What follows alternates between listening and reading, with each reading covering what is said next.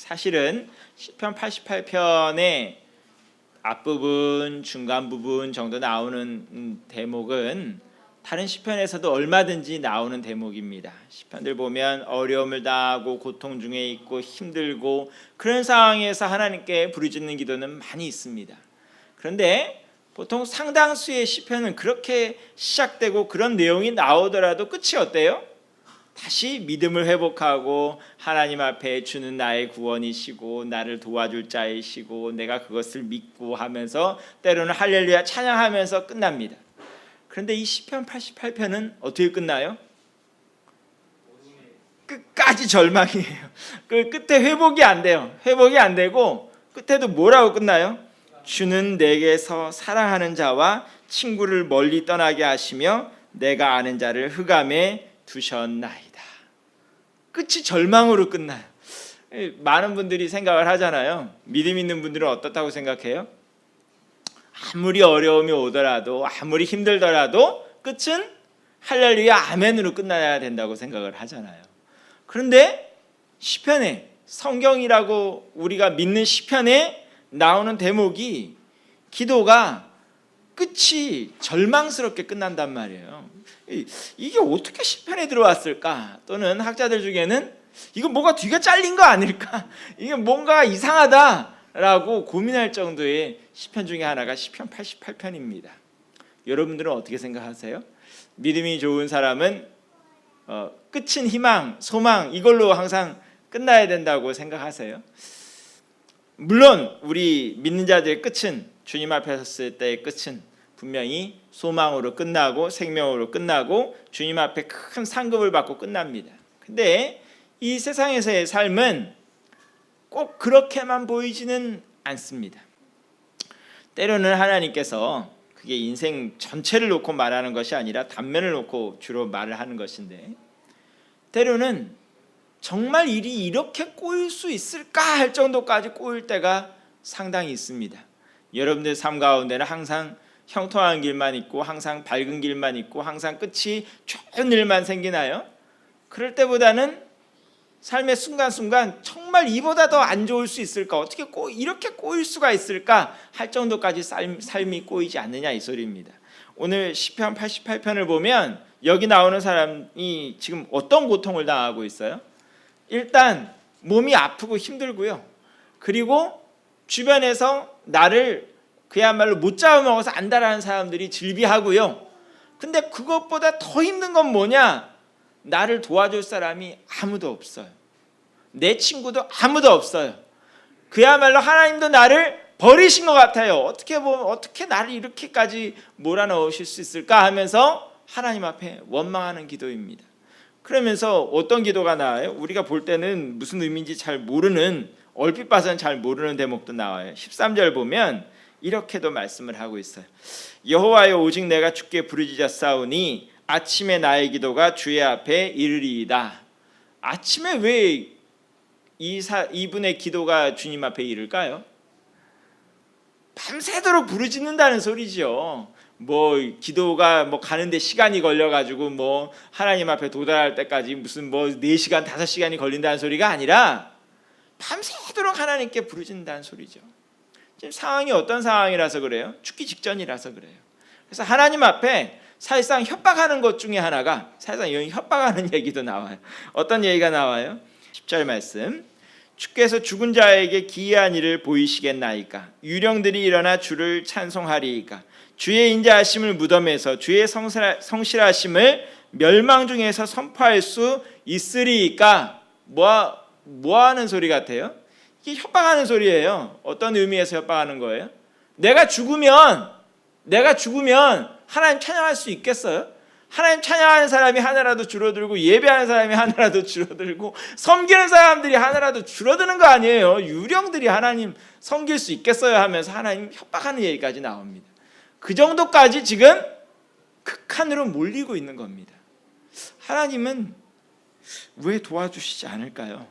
18절 말씀처럼 왜 절망으로 이 시편이 끝나게 만드실까요? 이 기도가 끝날 때까지 하나님은 안 도와주신다는 얘기거든요. 안 도와주시는 건지 뭐 때로는 우리가 믿음이 이렇게 흔들리기 시작하면 못 도와주시는 건지 거기까지 가죠, 그렇죠?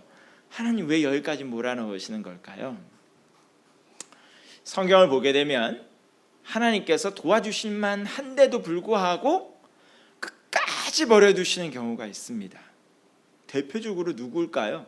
누가 있을까요? 끝까지 안 도와주고 버려두는 경우. 대표적인 분이 바로 예수님입니다.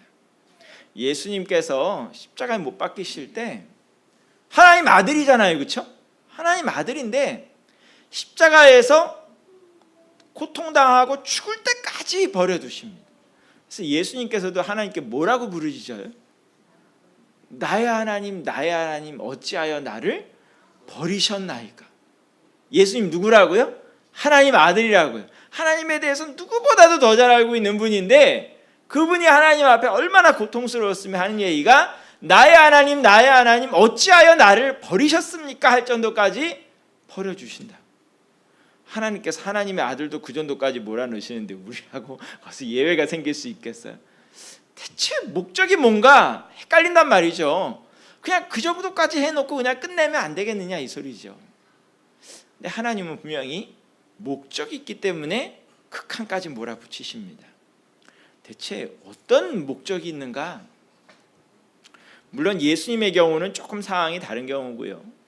우리들 같은 경우에 끝까지 절망으로 극단으로 몰아넣으시는 이유 중에 하나는 우리의 모든 소망이 닫혀지게 만드는 목적이 있습니다. 이게 무슨 소리를 하냐면 우리가 하나님 앞에 나오지 않는 중요한 이유 중에 하나는 뭘까요? 아직도 믿을 게 너무 많아요. 아직도 믿을 게 너무 많아요. 믿는 구석이 아직도 너무 많아요. 하나님 앞에 안 부르짖어도 내가 의지할 수 있는 돈이 있고 하나님 앞에 안 부르짖어도 내가 의지할 수 있는 지위가 있고 하나님께 안 부르짖어도 내가 먹을 수 있는 약이 있고 내가 하나님 앞에 안 부르짖어도 나를 도와줄 친구가 있고 아직도 믿을 구석들이 너무 많아요. 근데 그것들이 왜 끊쳐져 나가야 되느냐? 하나님께서 나를 외톨이로 만드시는 게 목적이냐? 그게 아니고 그것들에 대한 소망들을 다 내려놓고 하나님께 온전히 부르짖고 바라볼 수 있어야 거기서부터 참 능력이 나오기 때문입니다. 그것을 얘기해 주는 게 어디냐? 바로 고린도후서입니다. 고린도후서 1장 8절부터 9절 말씀까지 다 같이 한번 읽어볼까요? 시작. 형제들아, 우리가 아시아에서 당한 환난을 너희가 모르기를 원하지 아니하노니 힘에 겹도록 심한 고난을 당하여 살 소망까지 끊어지고 우리는 우리 자신이 사형 선고를 받은 줄 알았으니 이는 우리로 자기를 의지하지 말고 오직 죽은 자를 다시 살리시는 하나님만 의지하게 하심이라. 아멘. 하나님만 의지하게. 하나님은 심술 굳은 분인가요? 왜 하나님만 바라보라 그럴까요? 하나님만 바라봐야 거기에 뭐가 있어요? 부활의 능력이 있기 때문입니다. 우리의 한계를 넘어설 수 있기 때문입니다. 예수님께서 십자가를 지시고 돌아가셨기에 뭐가 있는 거예요? 부활이 있는 것입니다. 오늘도 우리가 주 안에서 새로운 능력, 새로운 소망, 우리의 한계를 넘어서려고 하면 하나님을 온전히 붙드는 경험이 있어야만 우리가 그 은혜를 경험할 수가 있습니다. 여러분들 주보를 오늘 보시면 그 이어령 뭐라고 불러야 될지는 모르겠어요. 이분이 그 초대 문화부 장관을 하셨고요. 이화여대 명예교수기도 하시고요. 뭐 붙은 직함이 굉장히 많아요. 근데 뭐라고 불러야 될지는 모르겠는데 지금 직분이 집사님인지 뭔지를 몰라서 제가 지금 직분을 제대로 못 부르겠는데 이어령 씨라는 분이 있어요. 지금 뭐 연세가 아마 80 넘으셨겠죠. 근데 이분이 젊은 시절 무신론자로 살았어요. 아주 강경한 무신론자였습니다. 그런데 노년에 따님이 이제 이민아 목사님이란 분이었는데 이분이 먼저 이제 아버지보다 먼저 가셨죠. 그러면서 이 암 투병을 하면서 아버지를 붙들고 전도를 하는 거예요. 내가 만난 하나님, 나를 이렇게 목사 자리까지 올리시고 주의 복음을 전하게 만드신, 암투병하면서도 소망을 잃지 않게 만드신 그 하나님, 아버지도 만나보기를 원한다 하면서 아버지에게 복음을 전했는데, 이민하 목사님이 거의 돌아가실 때가 다 돼서 아버님이 이어령 씨가 하나님을 영접했어요. 그리고 2007년에 75세의 나이에 세례를 받았어요. 여기서 75세가 돼서야 세례를 받은 분 여기 없잖아요, 그렇죠? 여러분들 훨씬 일찍 예수님 믿기 시작한 거예요. 75세 나이에 2007년에 예수님을 영접했어요. 그리고 나서 무신론자였던 분이 이제 글을 쓰기 시작했는데, 과거에 하나님 모르고 하나님 부인하고 살았던 삶을 회개를 하면서 책을 쓰기 시작했는데, 그 중에 하나가 지성에서 영성으로라는 책이에요. 우리 교회 뒤에도 꽂혀 있어요. 지성에서 영성으로라는 책인데, 거기를 보면 이런 부분이 나와요. 절망과 영성이라고 제목을 붙여놨는데 인터뷰한 내용이에요. 한번 제가 읽어볼게요. 자기 절망을 경험하지 않는다면 인간이 영적 존재임을 자각하기 쉽지 않은데요 라고 기자가 물었어요. 그랬더니 이어령 씨가 이렇게 대답했어요. 그렇습니다. 절망해보지 않은 사람은 절대로 영성을 얻을 수 없습니다. 자기 파괴라는 극적인 경험이 없이는 영성을 갖기 힘듭니다. 그래서 세속적으로 편한 사람은 하나님을 받아들이기 힘들지요. 이 땅에는 빛뿐 아니라 어둠도 필요합니다. 하나님은 빛과 어둠이 합쳐진 그레이존인 궁창에서 만물을 창조하셨습니다. 빛과 어둠을 알아야 인간 한계를 초월해 영성의 세계로 갈 수 있습니다. 영어에 플런지라는 단어가 있습니다. 팍 던져 넣는다는 의미입니다. 영성의 세계는 이해하거나 설명될 수 있는 것이 아닙니다. 자기 절망을 계기로 영성의 세계로 던져 넣어지는 것입니다. 세례 받으면서 무릎을 꿇었습니다. 평생 누구에게도 무릎을 꿇어본 적이 없었습니다. 나중에 무릎 꿇고 기도하는 영상을 보니 충격적이었습니다. 죄수 같았습니다. 기쁨보다는 고통을 느꼈습니다. 아이가 태어나면서 왜 우는지 세례 받으면서 비로소 알았습니다. 내용은 뭐 학자답게 뭐 어려운 영어도 나오고 뭐 복잡한 얘기를 해서 뭔지는 잘 뭐 언뜻 안 들어오죠, 그렇죠? 내용은 굉장히 간단해요. 내가 깨져야, 내가 완전히 부서져야 그때부터 하나님께서 주시는 새로운 생명을 알 수 있다는 소리입니다. 경험할 수 있다는 소리입니다. 세례를 받으면서 고통이 느껴진다는 소리가 뭐냐 하면, 내가 지금까지 70평생 하나님 모르고 살았던 삶이 세례받는 그 무릎 꿇은 자리에서 다 보여지더라 하는 소리입니다. 내가 완전히 깨지는 그곳에서 아이가 태어날 때 울면서 태어나는 그 고통을 경험하면서 비로소 나는 주 안에서 새로운 생명을 경험하게 되더라 하는 얘기를, 간단한 얘기를 굉장히 고상하고 복잡하게 하시느라 우리가 좀 알아듣기 좀 헷갈리는 말로 쓰신 겁니다. 우리가 이 부서지는 경험, 깨지는 경험, 완전히 극한에 가는 경험을 온전히 하지 않으면 늘 하나님 앞에서 애매한 태도를 취하게 됩니다. 어떻게 애매해요? 좀 어려우면 하나님 붙들다가, 좀 나아지면 때려치고, 좀 어려우면 하나님 붙들다가 좀 나으면 때려치고. 우리 민족에게도 하나님께서 굉장히 그 독특한 가시를 하나 주셨죠. 가시 얘기를 하기 위해서 제가 잠깐 설명을 하나 해봅니다. 성경에 보게 되면 신약 성경에서 가장 위대한 사람을 찾으라 그러면 예수님 다음으로 꼽히는 사람이 사도 바울입니다. 이 사도 바울은 어떤 사람이냐 하면 말씀도 잘 전하고 말씀에 대한 지식도 해박하고 그 당시에 로마 시민이고 능력도 대단하고. 어떻게 능력이 대단해요? 막 기도하면 귀신이 물러가고 병이 낫고 엄청난 일들이 벌어지는 거예요, 그렇죠? 뭐 하나 우리가 볼 때에는 너무나도 존경스럽고 그야말로 부러운 그런 분이에요. 그런데 이분에게 남들이 모르는 아픔이 하나 있었어요. 근데 그 아픔이 구체적으로 뭔지는 몰라요. 뭐 사람들에 따라서는 이건 간질이다 하기도 하고 뭐 여러 가지 추측만 할 뿐 뭔지는 모르겠는데, 남들에게 함부로 내놓지도 못할 굉장히 중요한 문제가 한 가지 있었어요, 자기 삶에.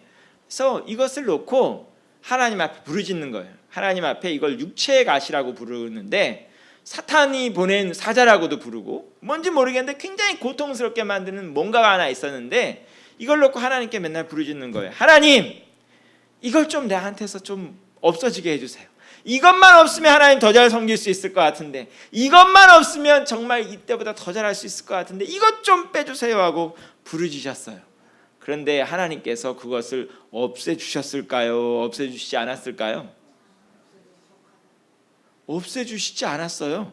그러면서 상당히 엉뚱한 소리를 하셨어요. 뭐라 그러셨을까요? 내 은혜가 내게 족하다. 네가 지금 충분해.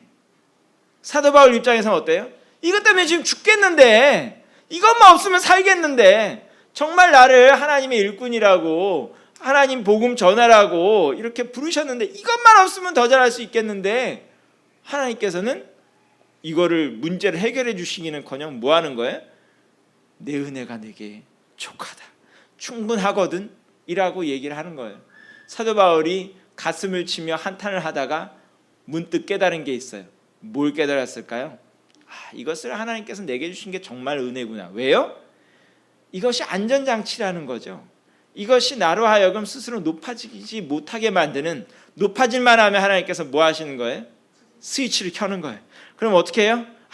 막 고통스러운 거예요. 뭔지 모르겠는데 견디지 못할 정도로 고통스러운 거예요. 그러면 어떻게 돼요? 또 낮아지고, 내가 정말 아무것도 아니구나 다시 깨닫고, 그러다가 좀 나아져서 좀 높아질만 하면 또 어떻게 해요? 하나님께서 또 낮추시고 하면서 하나님 앞에서 은혜의 길만 갈 수 있는 길을 열어놓으신 거예요. 제가 아까 조금 전에 꺼냈던 얘기, 하나님께서 우리 민족에게 독특한 가시를 주셨다고 했는데 뭘 것 같아요? 바로 북한이라는 존재예요. 북한이라는 존재는 우리에게 있어서 허무의 능력을 깨닫게 만드는 아주 뭐라 그럴까, 아주 뭐 말로 표현할 수 없는 엄청난 가시예요. 우리가요 여기서 아무리 뭐 돈을 모으고 뭐 집 짓고 뭐 지위가 높아지고 백날 그래도요, 북한이 한번 핵무기 쏘겠다 그러고 전쟁 치르겠다 그러면 그 모든 것이 다 끝장나는 거예요. 여러분이 여기서 아무리 돈을 많이 모으고 뭐가 아무런 소용이 없어요. 언제든 제로로 만들 수 있는 능력이라고 하기는 그렇고, 그거로 만들 수 있는 세력이 바로 북한이라는 존재예요. 하나님 앞에서 언제든 그야말로 밑바닥까지 내려갈 수 있게 만드는 존재, 북한이라는 존재를 두신 거예요. 뭐 하라고 두신 걸까요? 결국 기도하게 만드시는 거죠. 하나님 바라보게 만드시는 거죠. 우리가 아무리 100층 넘는 빌딩을 세워도 소용이 없어요. 그거 아무리 세우면 뭐예요? 여기 핵폭탄 하나 떨어지면 100층을 세우건 200층을 세우건 아무런 의미가 없어집니다. 여러분이 아무리 많이 배웠어도, 여러분이 아무리 대단한 지위를 가졌어도 이 땅에 전쟁 한번 나면 아무런 소용이 없습니다. 하나님께서는 우리가 철저히 낮아질 때 또한 은혜도 충만하게 부어주시는 것입니다. 시편 88편이 절망으로 끝나는 것은 사실은 절망으로 끝난다의 방점이 찍혀 있는 것이 아니라 충분히 낮아지고 충분히 우리가 흔히 말하는 썩을 시간이 필요하다는 것을 보여주는 겁니다. 믿는 사람들이 기도하면 금방 문제가 해결되는 것이 아니라 충분히 썩어야, 충분한 시간이 지나야, 충분히 낮아지는 시간이 흘러야 하나님 앞에 온전한 은혜를 받을 수 있는 자격이 생긴다는 것을 말을 해 주는 것입니다. 하다못해 하나님의 아들이신 예수님도 무덤에서 3일이라는 시간을 썩고 지냈다는 거 아닙니까? 우리도 그만한 시간이 충분히 필요합니다. 세상에는 시간이 지나면 지날수록 가치가 떨어지는 것도 있지만 시간이 지나면 지날수록 가치가 올라가는 것도 얼마든지 있습니다. 주로 저는 뭐 잘 모르지만 술들이 그렇고요. 그리고 된장도 때로는 시간이 많이 지난 것이 가치가 생길 때가 있고요. 더 놀라운 것은 김치. 김치가 제가 어느 식당을 가봤더니 그 식당은 적당히 익은 김치로는 내놓지 않고, 흔히 묵은지라고 하는데 약이 되는 묵은지라고 하면서 상상을 초월하는 시간을 지난 김치를 내놓더라고요. 김치 색깔이 어떨 것 같아요? 흰빛 붉은 빛이 아니고요, 어떤 빛이냐면 거의 갈색에 가까운 이것이 과연 먹을 수 있는 것이냐 의심스러운 그런 것을 약이라고 내놓더라고요. 약이니까 내놓겠죠, 그렇죠? 우리가 주님 앞에서 충분히 썩으면 주님 앞에서 또한 충분한 은혜를 받을 수가 있습니다. 지금도 절망의 어려운 터널을 지나는 분들이 분명히 있을 것입니다. 도저히 상상할 수도 없는 나에게 왜 이런 고통이 내가 왜 이렇게 어렵게 살아야 되나 가슴을 치며 한탄하는 분들도 분명히 있을 것입니다. 그런데 분명히 기억하십시오. 하나님은 어떤 하나님? 구원의 하나님입니다.